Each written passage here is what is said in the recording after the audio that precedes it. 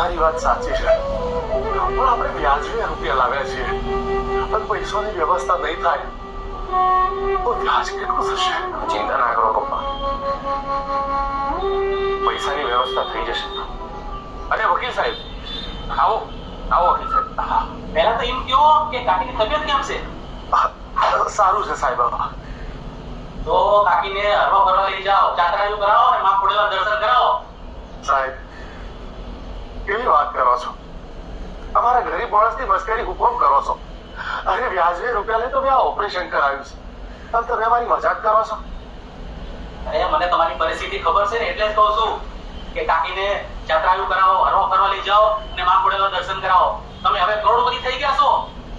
30 વર્ષથી તમારો જે કેસ ચાલતો હતો ને એ તમે જીતી ગયા છો. જમીન કપાતના કેસમાં 4 કરોડ વ્યાજ સાથે આપણો કોર્ટે આદેશ કર્યો છે. છોડ્યું મારા ભગવાન, તારો જેટલો આભાર માનું ને એટલો ઓછો છે. મેં કહ્યું હતું ને કે દુઃખ પાસે સુખ અને સુખ પાસે દુઃખ આવત છે જીવનમાં. અને ભગવાનના ઘેર દેર છે પણ અંધેર નથી. વકીલ સાહેબ, તમારો ખૂબ ખૂબ આભાર હો ભાઈ.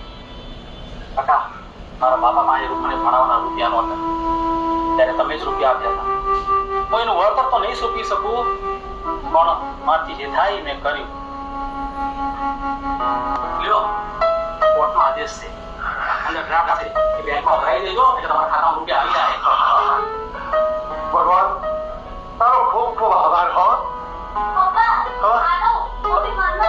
ચાલો રવા, તારું ઓપરેશન સક્સેસ થઈ ગયું છે.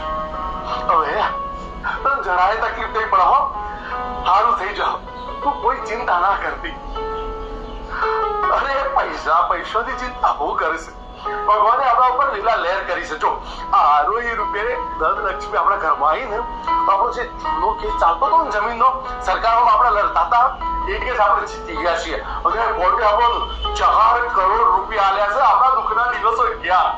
હવે તો શાંતિ જ શાંતિ.